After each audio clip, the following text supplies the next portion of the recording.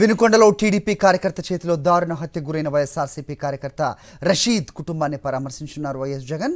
రషీద్ నడి రోడ్డుపై నరికి చంపేసిన టీడీపీ కార్యకర్త జిలానీ. ఈ నేపథ్యంలో రషీద్ కుటుంబానికి భరోసా ఇవ్వనున్నారు వైఎస్ జగన్. ఇక టీడీపీ పాలనలో సాగుతున్న అరాచకాలపై ఇప్పటికే ప్రధాని మోదీకి వైఎస్ జగన్ లేఖ రాశారు. హత్యలు దాడులపై కేంద్ర సంస్థలతో విచారణ జరపాలని కోరారు. రైట్, టీడీపీ నేత జిలానీ చేతిలో హత్య కాబడ్డ రషీద్ ఇంటి వద్ద మా కరెస్పాండెంట్ సతీష్ ఉన్నారు, మాట్లాడదాం. సతీష్, చెప్పండి. తాడేపల్లి నుంచి వైఎస్ జగన్మోహన్ రెడ్డి ఇంతకు ముందే బయలుదేరారు. కొన్ని నిమిషాల క్రితం ఆయన కాన్వాయ్ కూడా స్టార్ట్ అయినట్టుగా మనకి విజువల్స్లో చూసాం. సో వినుకొండకు దాదాపు 12 గంటల సమయంలో ఆయన వచ్చే అవకాశం ఉన్నట్టుగా, అలాగే మధ్యలో గుంటూరు కానీ చిలకలూరిపేట దగ్గర కూడా ఆగే అవకాశం కూడా ఉంది అనేది మా కరెస్పాండెంట్ వినాయక్ అందించిన అప్డేట్. ఎన్ని గంటలకల్లా అక్కడికి చేరబోతున్నారు, అలాగే ప్రస్తుతం అక్కడ పరిస్థితి ఏ విధంగా ఉంది? రషీద్ కుటుంబంతో మీరు మాట్లాడడం జరిగిందా? ఏంటి మీ దగ్గర ఇన్పుట్స్? అధ్యక్షుడు వైఎస్ జగన్మోహన్ రెడ్డి సుమారుగా 12 నుండి 12:30 గంటల మధ్యలో ఇక్కడికి చేరుకునేటువంటి అవకాశం ఉంది. ఆ రషీద్ కుటుంబాన్ని పరామర్శించనున్నారు.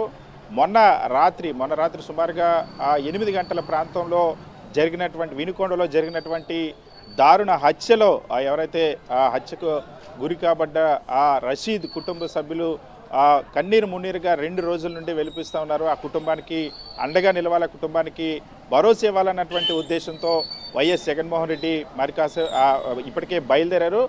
దాదాపుగా 12 నుండి 12:30 గంటల ప్రాంతంలో ఇక్కడికి చేరుకోబోతున్నారు. ఇప్పటికే వినుకొండ పట్టణం మొత్తం కూడా పోలీసులు 144 సెక్షన్ విధించారు. ఆ రోజు ఆ హత్య జరిగిన తర్వాత నుండి కూడా 144 సెక్షన్ అమల్లో ఉంది.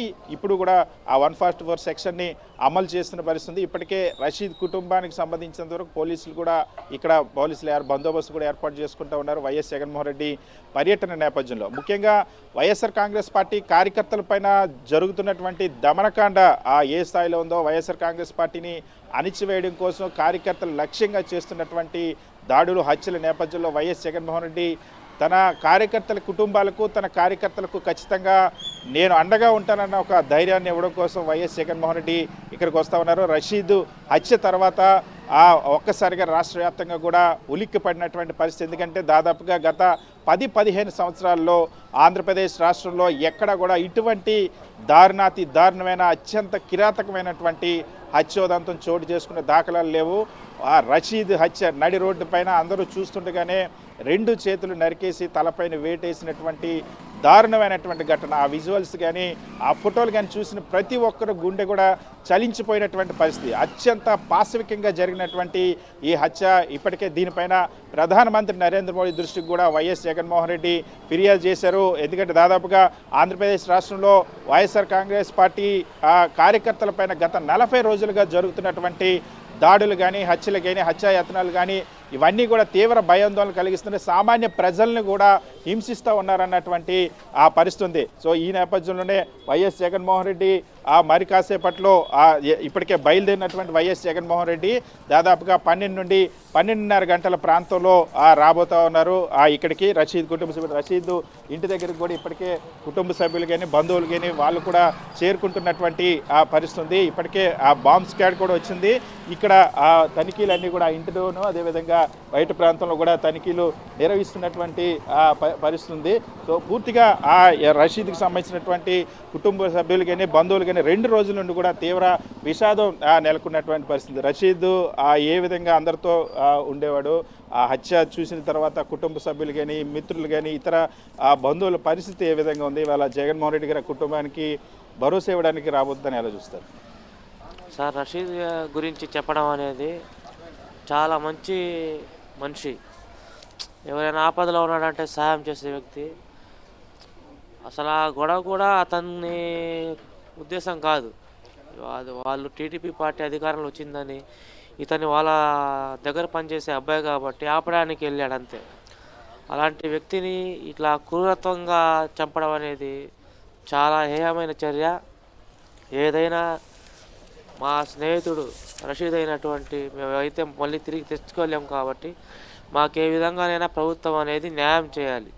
నిందితుల్ని కఠినంగా శిక్షించాలి.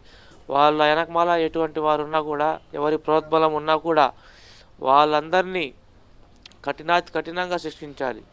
ఇంకో విషయం, ఏదైతే ఇప్పటి ఎమ్మెల్యే ఆంజనేయులు గారు మా పార్టీ కాదని చెప్తున్నారో దానికి సంబంధించి అన్ని ప్రూఫ్లు మా దగ్గర ఉన్నాయి. ఇక్కడ ఈ ఈ ఊర్లో ఎవరిని అడిగినా జిలానీ అనే వ్యక్తి ఏ పార్టీ అనేది ఎవరైనా చెప్తారు. నిస్సిగ్గుగా జీవీఎస్ ఆంజనేయులు ఎమ్మెల్యే అయినటువంటి వ్యక్తి మా పార్టీ వ్యక్తి కాదని చెప్తున్నాడు. ఇది చాలా దుర్మార్గం.